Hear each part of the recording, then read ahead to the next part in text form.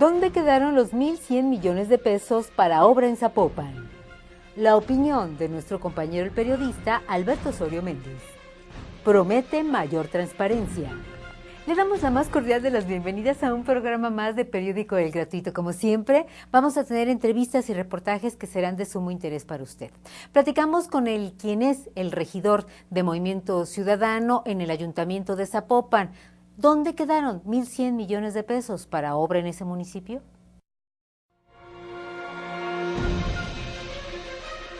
Siempre nos da muchísimo gusto recibir a quien es el coordinador de la fracción de Movimiento Ciudadano en el municipio de Zapopan, el licenciado Augusto Valencia López. Bienvenido.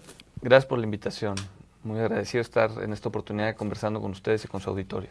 Bueno, un regidor polémico. ¿Cómo ves Zapopan? Pues como todos los zapopanos, con una deuda muy importante por parte del gobierno para que mejoren la seguridad, los servicios públicos y la aplicación de recursos en obras que beneficien a los zapopanos, ¿no? Sin duda alguna, los gobiernos anteriores han generado la apreciación que podrían resolverse los problemas de una forma mucho más contundente en este gobierno, y lamentablemente lo que hemos visto pues es un retraso en obra pública, un retraso en servicios básicos y un retraso muy importante en el tema de la seguridad. Entonces sí hay un problema real en el municipio de Zapopan y bueno, pues estamos tratando de colaborar con propuestas e iniciativas para que se mejoren las condiciones de gobierno en este municipio. Podemos ver, por ejemplo, uno de lo que más le duele a la ciudadanía y lo que todos decimos es la seguridad. Y la seguridad le ha pegado al municipio de Zapopan, más porque hubo varios elementos que fueron detenidos, que eran del municipio de Zapopan. ¿Cómo ve los exámenes de control de confianza? ¿Cómo ve a este nuevo secretario de Seguridad? Bueno, Zapopan fue un referente en materia de seguridad hace algunos años, ¿no? Tuvo en administraciones panistas el distintivo de ser la policía que llegaba con menos tiempo a los casos de conflicto, ¿no? Eran alrededor de 3 a 4 minutos, se encontraba ya la presencia de la policía y atendían los reclamos de la gente. Poco a poco se fue deteriorando la seguridad en el municipio y se empezaron a establecer un esquema de controles como si fuera esquema de control político en las estructuras de la policía, que fueron minando la operación en las calles. Después se dio una aprobación a leyes de carácter general que aplican en todo el país para que los elementos de todas las corporaciones se certificaran en diferentes etapas con pruebas de control de confianza, que van desde el polígrafo, que ha sido muy polémico, donde han querido desacreditar las pruebas, hasta aquellas que tienen que ver con un análisis psicológico de los elementos, ¿no? Y un análisis también económico de cómo viven los elementos en el terreno de su vida personal, con qué recursos, cuántas propiedades tienen, cuántos vehículos tienen, y otra de las valoraciones que son valoraciones médicas, ¿no? A ver si están en condiciones aptas para llevar a cabo las tareas. El municipio de Zapopan, desde el gobierno pasado, empezó a recibir las observaciones por parte del órgano que hace estas evaluaciones y tenían que haber actuado en consecuencia, ¿no? Ir supliendo personal, recontratando nuevos elementos, cosa que no se hizo. La administración municipal dejó acumular todas las pruebas o resultados de pruebas negativas de elementos que no iban a poder continuar en el servicio, y llega la presente administración pues con una bomba de tiempo.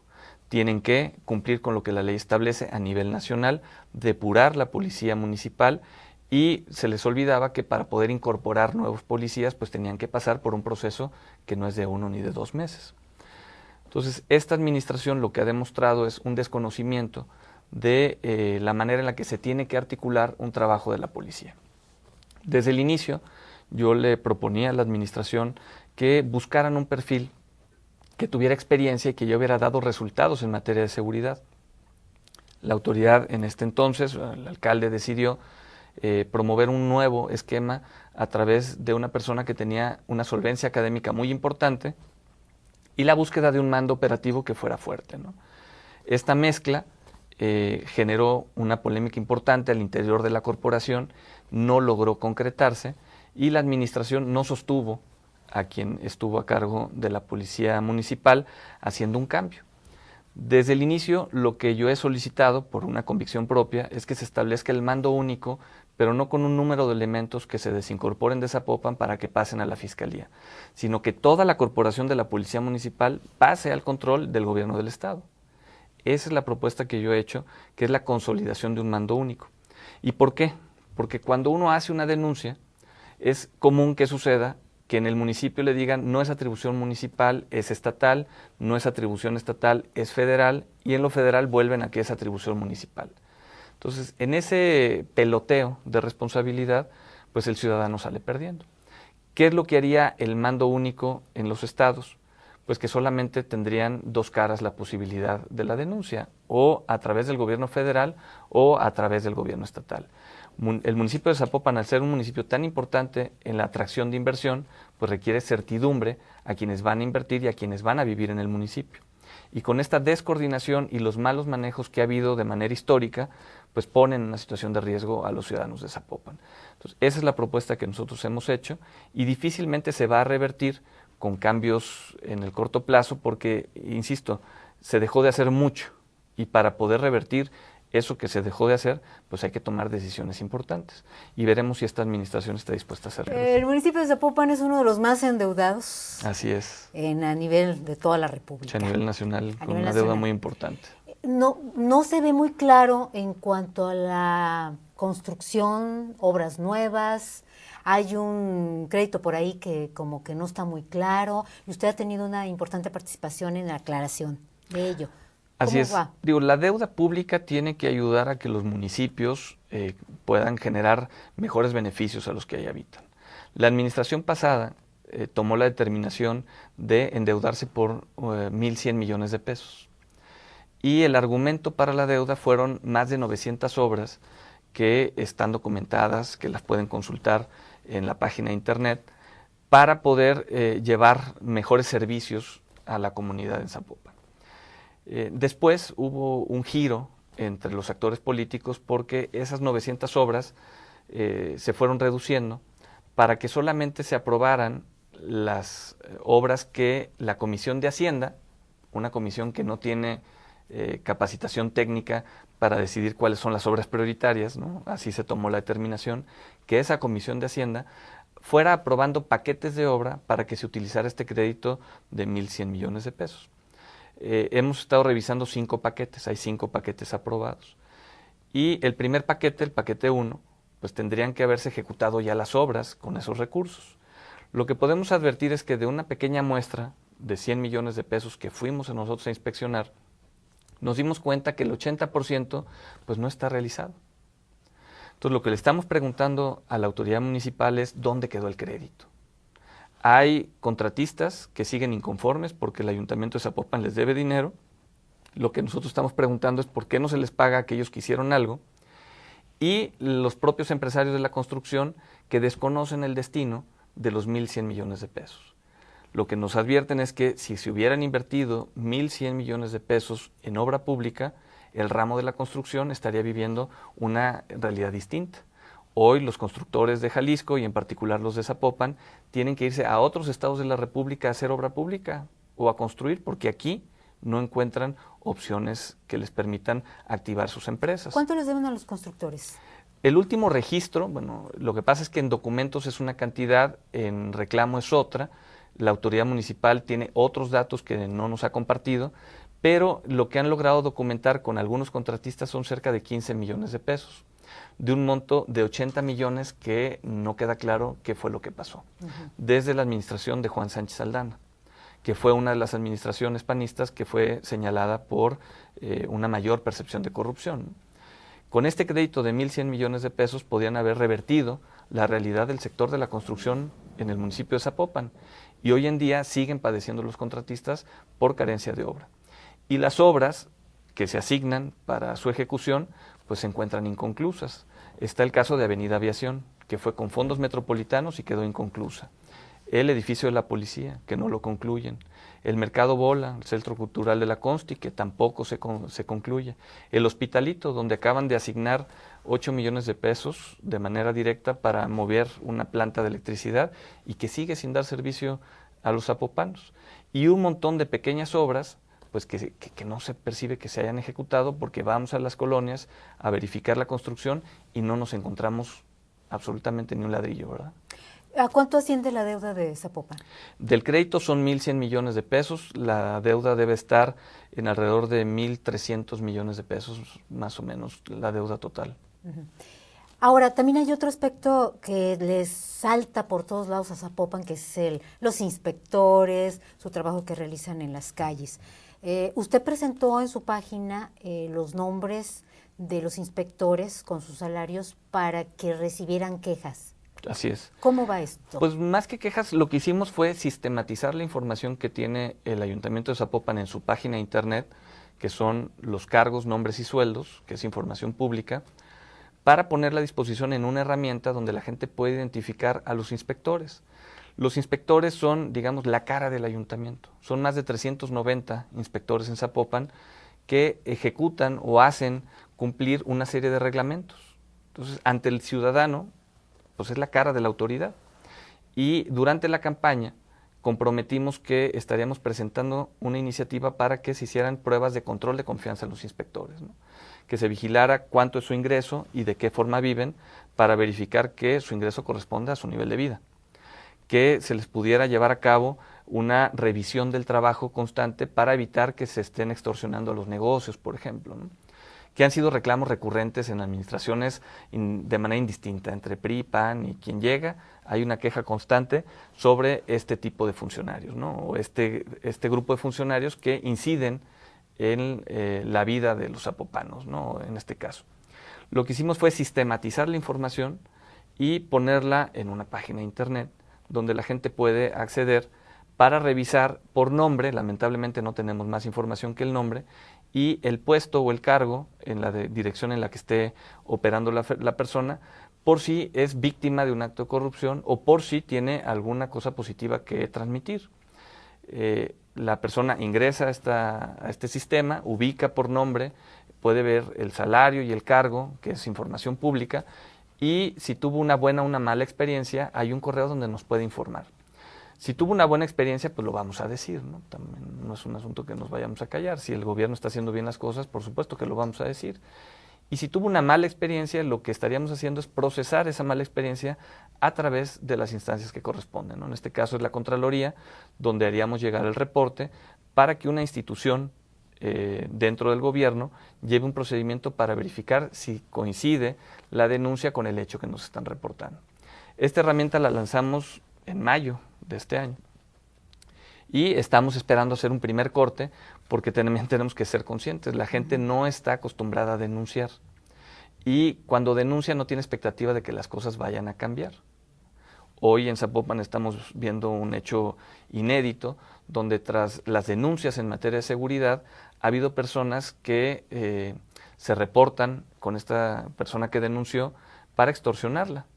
Entonces, lo que tendríamos que preguntar es quiénes tienen acceso a esa base de datos de la denuncia institucional, porque llama la atención que desde las denuncias que se llevan a cabo de manera institucional pareciera que están extorsionando ciudadanos, que esa es una nota que salió durante la semana pasada. Esta es una herramienta que busca que las personas se comuniquen con los gobernantes y poder generar este cambio de cultura, ¿no? De aceptar mecanismos de corrupción a combatirlos de manera eficiente con la participación de la sociedad. ¿Cómo ve el futuro de Zapopan?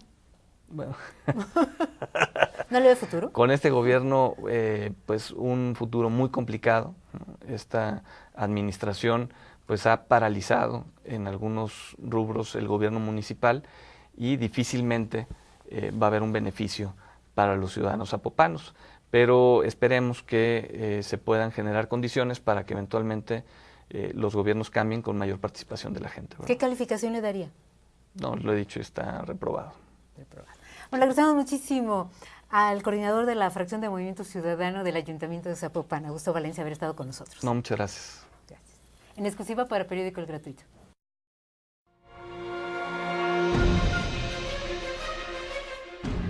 La opinión siempre oportuna de nuestro compañero el periodista Alberto Osorio Méndez.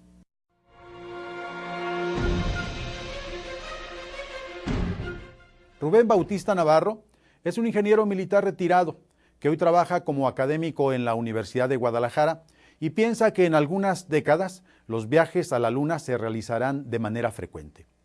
Cree en la ruta de instalación de bases terrestres en la Luna y en la posibilidad de que en muy poco tiempo las poderosas industrias mineras puedan dar el gran brinco y dedicarse a explorar y explotar los recursos minerales en el subsuelo lunar o quizá en algunos otros lugares del espacio exterior cercanos a la Tierra. El investigador universitario asegura que algunas de estas ideas se verán en menos de 25 años.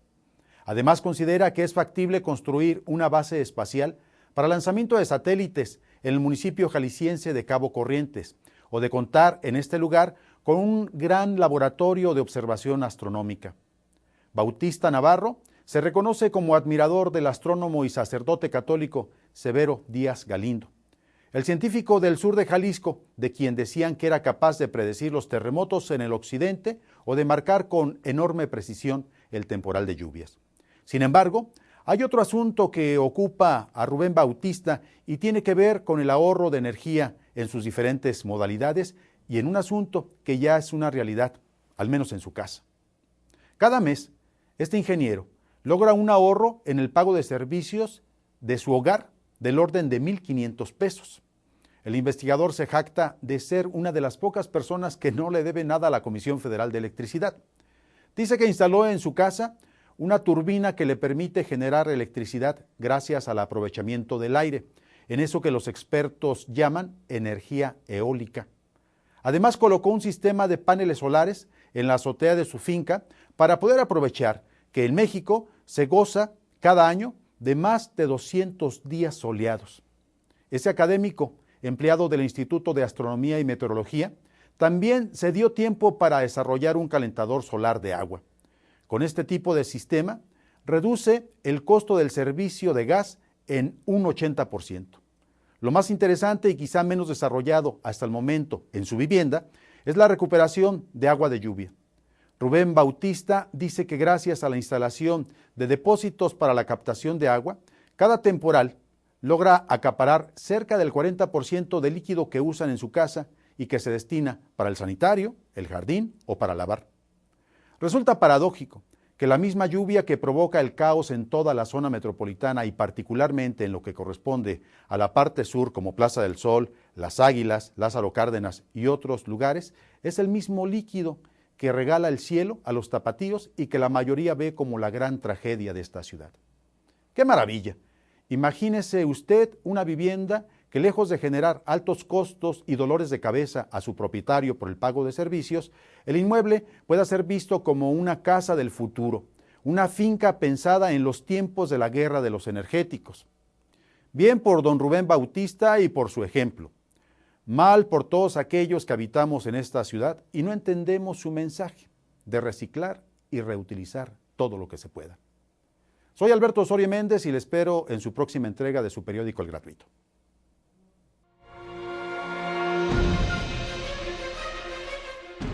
Habrá más transparencia, promete la titular de esta institución, la licenciada Cintia Cantero. Nos encontramos con la licenciada Cintia Cantero Pacheco, presidente del Instituto de Transparencia e Información Pública del Estado de Jalisco. Bienvenida. Muchas gracias, gracias por la invitación y un saludo a todos a todo tu auditorio. Muchas gracias. Primeramente, ¿qué es el ITEI y cómo lo encontró? Bueno, el Instituto de Transparencia es una institución encargada o tiene la responsabilidad de tutelar el derecho de acceso a la información por parte de los ciudadanos y también otro derecho muy importante, el derecho de la protección de los datos personales o datos sensibles de todas las personas que se encuentran en posesión de los sujetos obligados o en palabras más sencillas, de cualquier autoridad. El instituto tiene la responsabilidad de garantizarle al ciudadano que pueda acceder a la información que se encuentra en cualquier autoridad o también de exigir que sus datos personales estén debidamente protegidos y resguardados y que tengan un buen uso. Y esta instancia, ¿cómo funciona? Tiene la responsabilidad de promover estos derechos hacia la ciudadanía Y también es una instancia donde si un ciudadano acude a una autoridad a solicitar una información y la autoridad, por X circunstancias, no se la proporciona la que el ciudadano pidió o no se la proporciona en un tiempo específico o determinado, en este caso en el que establece la ley, el ciudadano puede acudir al instituto y el instituto tiene la responsabilidad de vigilar si la autoridad respondió de manera adecuada o de ver por qué no respondió en el tiempo en que debió de haber contestado o emitido una respuesta. El instituto resuelve y puede modificar la respuesta que dio la autoridad. Es más o menos la función sustantiva del instituto. A una sociedad, ¿de qué le sirve tener la transparencia? Bueno, lo que viene siendo la parte de la transparencia, traducido, las autoridades tienen la obligación de dar a conocer las actividades que realizan, ¿no? Tienen la obligación de dar a conocer cierta información de manera obligatoria y en cierta temporalidad. ¿Esta información en qué consiste? ¿Cómo están creadas esas instancias o esas autoridades? ¿Qué normatividad es la que las regula? ¿Cuáles son sus actividades sustantivas y todo su quehacer? La parte financiera, la parte de sus programas, lo que van a hacer en el transcurso de cada año o de cada administración, y toda esta información, cómo está conformada la estructura de esa organización.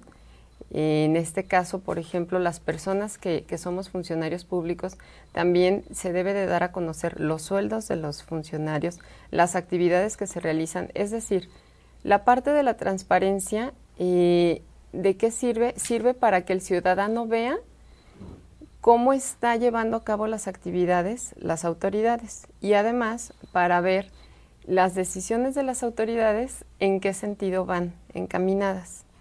Es en lo que puede utilizarse. Además, eso es por parte de la transparencia. ¿Por qué? Porque las instituciones o las autoridades tenemos la obligación de publicar esta información de manera cotidiana, ¿sí? Con una temporalidad, a veces de manera mensual, es como lo establece la ley. Y por otro lado, el ciudadano puede acceder a pedir cualquier información que esté catalogada como pública o de libre acceso. La información que las autoridades no tengamos la obligación de publicarla, el ciudadano, hay otra información que puede acceder a ella. Y lo puede hacer a través de una solicitud de información. En este sentido, por ejemplo, si yo vivo en una colonia donde siempre ha habido casas, es el ejemplo que les doy, y de repente empiezan a construir edificios o construyen, restaurantes o cuestiones así, bueno, el ciudadano puede solicitarle a la autoridad que le dé los planes de piso de suelo, para que se sepa por qué cambió o por qué modificó, por qué de repente de vivir en una colonia donde existen puras casas habitaciones, ahora ya existe otro tipo de giros, ¿no?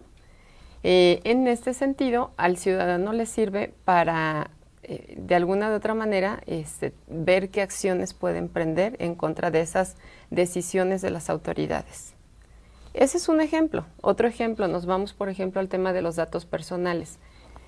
Si yo, como sujeto obligado o como autoridad, tengo en mis manos datos de los ciudadanos, tengo la responsabilidad de darles un buen uso, de que estos datos estén bien resguardados. Por ejemplo, en un hospital, como pacientes, en los hospitales públicos, la información que yo tengo de los pacientes como autoridad o como hospital público, no la puedo difundir o no la puedo proporcionar. Única y exclusivamente se la tengo que entregar al titular de esa información. Y en este sentido, yo como institución debo de resguardar o de cuidar que los datos estén bien protegidos. ¿Y el ciudadano qué puede hacer? Él sí puede acceder a esta información. Él puede ir a un hospital y pedir su expediente clínico. O puede ir a cualquier instancia administrativa o ante cualquier autoridad donde existan nuestros datos personales a solicitar que no se proporcionen a nadie, o a solicitar que se hagan correcciones, o a solicitar que exista este buen uso de estos datos, ¿no? ¿Y cómo encontró el instituto? El instituto, estoy ahorita en el proceso de análisis, yo espero ya cuando mucho en 10 días concluir con esta etapa, pero encuentro una institución, bueno, muy grande, o sea, grande en comparación. Yo estuve ahí cuando el instituto se creó y ha crecido, ¿no? ¿El crecimiento a qué se debe? Se debe a que también la ley le otorgó más responsabilidades a la institución. Encuentro una institución grande, pero con muchas áreas de oportunidad para mejorar. Creo que es una institución que le hace falta mucho la vinculación con la sociedad, con los medios y con los sujetos obligados. Si el instituto no tiene una buena vinculación y comunicación con los sujetos obligados o con las autoridades, que son quienes tienen que apoyar a que se garantice los derechos de los ciudadanos, se trabaja de manera desarticulada en el Estado y no existe una buena coordinación y existen los incumplimientos. Entonces creo que el instituto tiene que trabajar mucho en la vinculación para que pueda llegar a ser una instancia que genere un equilibrio entre el que solicita la información y entre el que tiene la obligación de proporcionarla. El instituto, así lo encuentro, es una institución que tiene muchas áreas de oportunidad en este momento para poder trabajar en ellas. Licenciada, ¿algo que quiera agregar? Pues no, nada más agradecerles la invitación y comentarles que nosotros, la institución, a mí me gustaría o pretendo, lo que les comentaba, que sea un ejemplo institucional en todo su actuar. En este sentido, yo creo que ustedes, que son quienes pueden palpar desde un punto externo la operación de la institución, bueno, a mí sí me gustaría que si pudiera haber algún acercamiento en el sentido de hacer recomendaciones o sugerencias respecto a determinados puntos que ustedes consideren que nosotros como institución podemos mejorar. A mí me gustaría invitarlos a ustedes como medios y también a toda la ciudadanía, ¿no? Para que la institución no sea, puedo yo dirigirla, pero a mí me interesa escuchar las opiniones externas porque es importante. Uno desde adentro puede tener una visión, pero es importante para mí la percepción que se tiene para también ser incluyente en cuanto a las necesidades externas, ¿no? Entonces prácticamente sería invitarlos a esa retroalimentación. Muchísimas gracias, licenciada. Muchas gracias a todos ustedes y muchas gracias. En exclusiva para Periódico El Gratuito.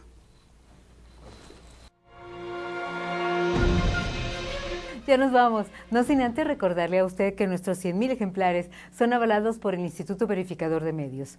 Asimismo, le recordamos que nuestro periódico El Gratuito es distribuido en los principales cruceros de la zona metropolitana de Guadalajara por nuestras edecanes profesionales. También los puede conseguir en 200 tiendas OXXO. Y si no lo pudo tener, bueno, pues es muy fácil. Ingrese a nuestra página de internet www.elgratuito.com.mx. Gracias por su atención y hasta la próxima.